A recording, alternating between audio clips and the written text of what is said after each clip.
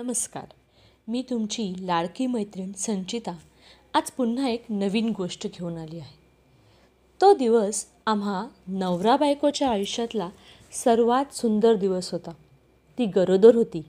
7वा महिना सुरू होता. निर्भय तिच्या पोटात वाढत होता. माझा 3 महिन्यापासून पगार झाला नव्हता. मी कंत्राटी कामगार होतो आणि वेळ अशी आली होती की घरातलं सगळं राशन संपलं होतं. गॅस संपून 8 दिवस झाले होते. स्टोवमध्ये शिल्लक राहिलेल्या रॉकेलवर ती काटकसर करून कसा तरी 2 वेळचा स्वयंपाक करत होती. टीव्हीचा रिचार्ज संपला होता, त्यामुळे टीव्हीही बंद होता. रोजचं येणारं दूध बंद केलं होतं. घरमालक सारखा भाडे मागण्यासाठी फोन करत होता. 3 महिने मी काहीतरी करून ढकलत आणले होते. तिच्या सोनोग्राफीला आणि दवाखान्याला बराच खर्च झाला होता. गावाकडे आई, वडील, आजी आणि बहीण असायचे. तिकडेही लक्ष द्यावे लागायचे. पण दीपालीने कधीच कसला हट्ट केला नाही. उलट जितकी काटकसर करता येईल तेवढी ती करत होती आणि माझ्यासोबत लढत होती. परंतु आजची परिस्थितीच भयंकर होती. घरात थोडेसेच तांदूळ शिल्लक राहिले होते. बाकीचे सगळे डब्बे रिकामे झाले होते. एका वेळची सोय होणार होती आणि मी माझ्या सगळ्या मित्रांना फोन करत होतो. पण माझा फोन कुणीच उचलत नव्हतं. कारण त्यांना माहीत होतं की हा पैसे मागायलाच फोन करतोय. सगळ्यांकडून उसने घेऊन झाले होते. त्यांचीही परिस्थिती काही वेगळी नव्हती. एकाने फोन उचलला आणि मी बोलायच्या आधीच तो म्हणाला, "नितीन, थोडेफार पैसे असले तर दे ना." मी काहीच उत्तर दिलं नाही. फोन कट केला. आणि कुणालाच फोन करून काही होणार नाही, आपल्यालाच काहीतरी करावं लागेल असं मनात विचार करून मी खाली अंथरलेल्या चटईवर बसलो. तिची आंघोळ झाली होती. आम्ही पुण्यात पिंपळे निलख भाड्याच्या रूममध्ये राहत होतो. टीव्ही बंद असल्यामुळे तिला करमत नव्हतं. तिचा मूड ठीक करण्यासाठी मी कधीतरी तिच्या आवडीचं "सुन्या सुन्या मैफलीत माझ्या" हे गाणं गुणगुणत असायचो. मी गाणं गायला सुरुवात केली, पण ती एकटक खाली मान घालून चटईवर बोट फिरवत होती. तिने लक्षच दिलं नाही. माझ्या कवितेवर ती फार प्रेम करते म्हणून कवितेच्या ओळी म्हणायला सुरुवात केली तेव्हा तिने झटकन माझ्याकडे रागाने पाहिलं. मी मान खाली घातली. घराच्या उंबऱ्यावर भूक हंबरडा फोडायला लागली की घराच्या आत जगातलं कोणतंच संगीत आणि कोणतीच कविता मनाला आनंद देऊ शकत नाही हे कळलं. आम्ही बराच वेळ एकमेकांशी काहीच बोललो नाही. ती मान खाली घालून चटईवर बोटाने कोणती न उमटणारी अक्षरे गिरवत कुणास ठाऊक. 7 महिन्याची गरोदर असणारी, एक नवा जन्म पोटात वाढू पाहणारी, आई होण्याच्या उंबरठ्यावर असणारी दीपाली आमच्या बाळासाठी कदाचित एखादं नाव पुन्हा पुन्हा गिरवीत असावी. मी तिच्या बोटाकडे एकटक पाहत होतो. ती स्वतःला सावरत हळूहळू उठली आणि दार उघडून बाहेर गेली. मी काहीच बोललो नाही. तिने शेजारच्या घरातून पेपर वाचण्यासाठी मागून आणला. कारण घरातली सगळी रद्दी या आठवड्यात तिने वाचून संपवली होती. रविवार होता. पेपरला पुरवण्या होत्या. तिचा चेहरा थोडासा खुलला आणि ती पुन्हा खाली बसली. मी एकटक तिच्या डोळ्यात पाहत होतो आणि ती पेपरची पाने चाळू लागली. आणि अचानक ती जोरात ओरडली, "ओ चंदन शिवे, हे बघा काय आले पेपरला." मी म्हणलं, "काय दीपाली?" तर तिने मला विचारलं, "काय ओ चंदन शिवे, तुम्ही कवी आहात ना?" मी पार गळून गेलेल्या आवाजात म्हटलं, "हो आहे, पण काय करणार कवी असून, आणि कविता तरी काय करणार आहे माझी." तिने हाताला गच्च धरून जवळ ओढलं आणि माझ्यासमोर ते पेपरचं पान धरलं आणि त्या पानावर असलेली जाहिरात मला आजही आठवते. अंशुल क्रिएशन प्रस्तुत डॉक्टर बाबासाहेब आंबेडकर यांच्या जयंतीनिमित्त भव्य राज्यस्तरीय खुली काव्य वाचन स्पर्धा. रोख रकमेची 3 बक्षिसे. खाली पत्ता होता चिंचवड, पुणे आणि संपर्क साधा म्हणून मोबाईल नंबर दिलेला होता. मी ती जाहिरात बघितली. दिलेल्या नंबरवर फोन केला, नाव सांगितलं, नाव नोंदणी केली आणि मी दीपालीकडे बघितलं तर तिच्या डोळ्यात एक वेगळीच चमक मला दिसायला लागली होती. ती म्हणाली, चंदन शिवे, घरात शेवटचे 70 रुपये आहेत, ते मी तुम्हाला देते. या स्पर्धेत जा. आजच स्पर्धा आहे ही. तिथं कविता म्हणा आणि त्यातलं सगळ्यात मोठी रक्कम असणारं बक्षीस घेऊनच घरी या. पण एक सांगते, आज जर तुम्ही बक्षीस नाही मिळवलं तर संध्याकाळी या घरात फक्त नितीन चंदन शिवे आत येईल. कवी नितीन चंदन शिवे पुन्हा या जगात कुठं दिसला नाही पाहिजे. तिच्या या वाक्याने माझ्या पोटातलं काळीजच कुणीतरी मुठीत गच्च आवळून धरल्यागत वाटायला लागलं. ती पुढे म्हणाली, जर माझ्या संसाराला तुमची कविता राशन मिळवू देऊ शकत नसेल तर ती कविता मला या घरात नकोय. 7 महिन्याची गरोदर असणारी सर्वसामान्य गृहिणीसारखी सुखी संसाराची स्वप्न पाहणाऱ्या दीपालीचं त्यावेळी काही चुकलं असेल असं मला अजिबात वाटत नाही. मी ते तिचं आव्हान स्वीकारलं. तिने घरातले जपून ठेवलेले 70 रुपये माझ्या हातात देताना माझा हात घट्ट आवळून धरला आणि मला आतल्या आत हुंदका आला. मी अंगात कपडे घातले, तिच्या डोळ्यात बघितलं आणि निघालो. मी चिंचवडला आलो. बसच्या तिकिटाला 10 रुपये गेले होते. तिथं प्रवेश फी 50 रुपये होती, ती भरली. ती भरत असताना माझ्या मनाच्या वेदना नाही म्हणता येणार. परत जाण्यासाठी 10 रुपये शिल्लक राहिले होते. मी ते जपून ठेवले. बाजूला सर्वांसाठी नाश्त्याची सोय केली होती.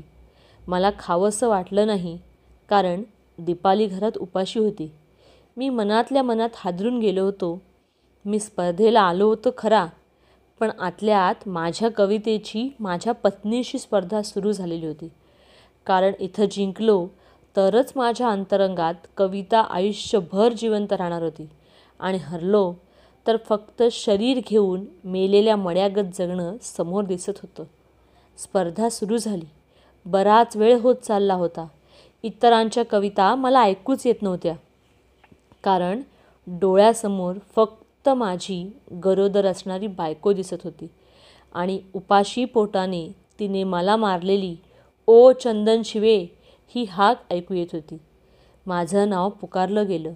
मी स्टेजवर जायला निघालो तेव्हा मी आयुष्यातला फार मोठा जुगार खेळायला चाललो होतो आणि डावावर कविता लावली होती. आणि तेवढ्यात पायऱ्या चढून वर जाताना स्टेजवर बाबासाहेबांचा आणि रमाईचा एकत्र असलेला फोटो दिसला. अंगावर काटा आला. अंग थरथर कापलं. वीज चमकावी तसं मेंदूत काहीतरी झालं.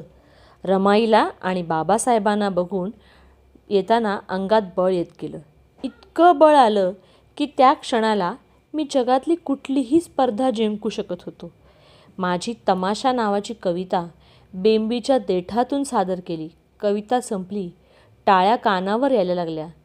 त्याच टाळ्यांच्या आवाजात पुन्हा येऊन जागेवर बसलो आणि पुन्हा डोळ्यासमोर संसार दिसू लागला. स्पर्धा संपली. पारितोषिक वितरण समारंभ सुरू झाले. त्यावेळी सामाजिक न्यायमंत्री राजकुमार बडोले यांच्या हस्ते पारितोषिक वितरण होणार होतं. मंचावर ते उपस्थित होते. सूत्रसंचालकाने विजेत्यांची नावे जाहीर करण्यासाठी माईक हातात घेतला आणि छातीत धडधड सुरू झाली. त्याने सर्वात आधी तृतीय क्रमांक पुरस्कारला. टाळ्या सुरू झाल्या. तो 3 नंबरचा विजेता स्टेजवर गेला. त्याच्या हातात ट्रॉफी, गळ्यात शाल, पुष्पगुच्छ व ते पांढऱ्या रंगाचं पाकीट राजकुमार बडोले यांनी दिलं. त्याला तिथेच थांबवलं. माझी नजर त्याच्या पांढऱ्या पाकिटावरनं हटत नव्हती. सूत्रसंचालकाने 2रा नंबर घोषित केला. माझं नाव नव्हतं. पोटात अजून गोळा आला. तो विजेताही तसाच जाऊन स्टेजवर थांबला आणि आता सूत्रसंचालक 1म क्रमांक घोषित करणार होता. मी डोळे गच्च मिटून घेतले. पोटात कळ यायला लागली होती. छातीत धडधड वाढलेली होती. 2 डोळ्यांच्या बंद पापणीच्या आड फक्त गरोदर असणारी माझी पत्नी माझी वाट बघत असलेली दिसत होती. आणि कानावर आवाज आला, आणि या स्पर्धेचा 1म क्रमांकाचा विजेता आहे ज्याने तमाशा कविता सादर केली असा नितीन चंदन शिवे. टाळ्यांचा प्रचंड कडकडाट होत होता. बंद पापणीच्या आतून डोळ्यांनी बाण सोडला आणि गालावर पाणी घळघळ व्हायला लागलं. सगळ्या जगाला मोठ्याने ओरडून सांगा वाटत होतं, मी आयुष्यभर कविता लिहिणार आहे. होय, मी कवी म्हणून जिवंत राहणार आहे. टाळ्या थांबत नव्हत्या. आतल्या आत हुंदके देत मी स्टेजवर गेलो. बाजूच्या विंगेतून साडी नेसलेली मुलगी हातात ट्रे घेऊन येताना दिसू लागली. मी प्रमुख पाहुण्यांच्या समोर अंतर राखून उभा राहिलो होतो. फोटोवाला फोटो घेण्यासाठी कॅमेरा डोळ्याला लावून तयार झाला होता. मी खिशातला मोबाईल काढला आणि पहिले दीपालीला फोन केला. पहिल्या रिंगमध्ये फोन उचलला आणि म्हणाली, चंदन शिवे, काय झालं सांगा ना लवकर. ती बिचारी वेड्यासारखं हातात फोन धरून माझ्या फोनची वाट बघत बसली होती. मी फोन कानाला दाबून गच्च धरला आणि म्हणालं, दीपाली चंदन शिवे, पहिला नंबर आला आहे.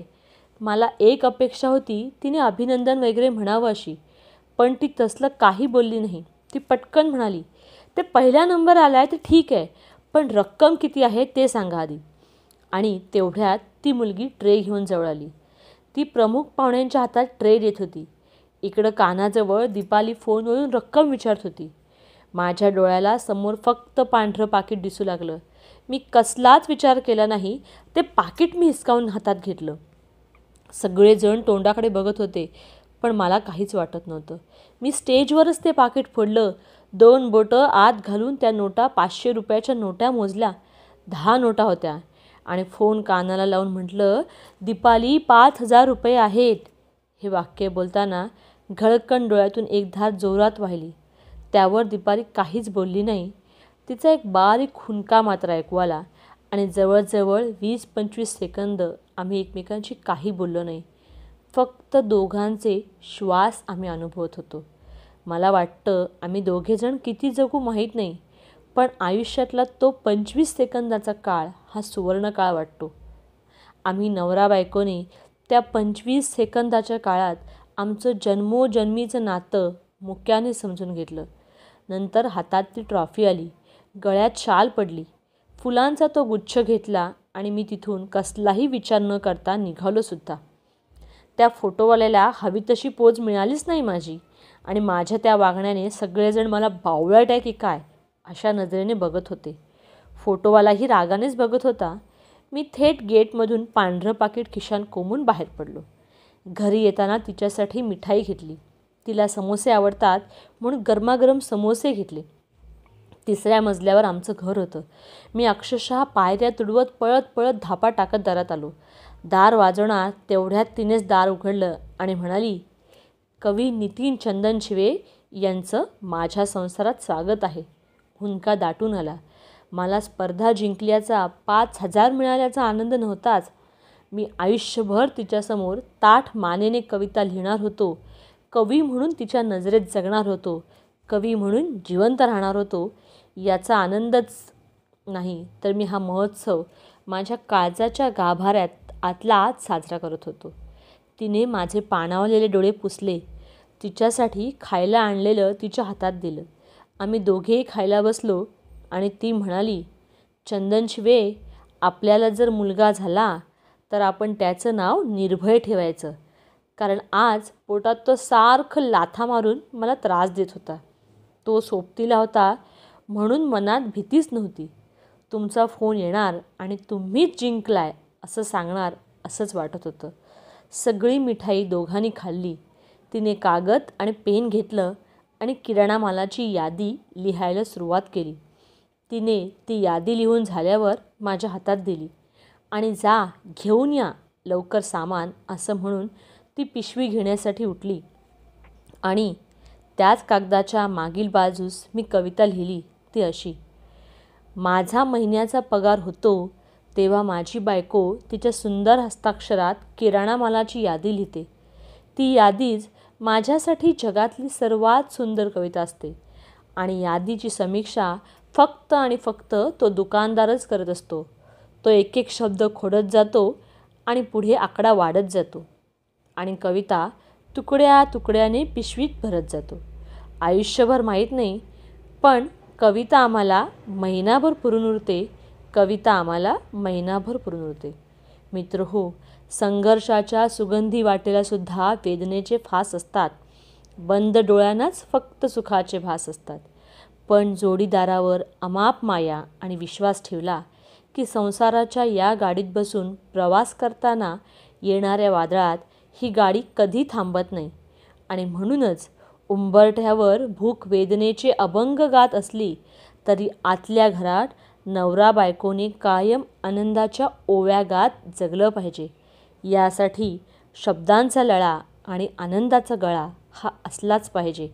कारण आयुष्य सुंदर आहेच आणि आयुष्याचं गाणं हे अशाच सुखदुःखाच्या सुरांनी नटलेलं असलं पाहिजे.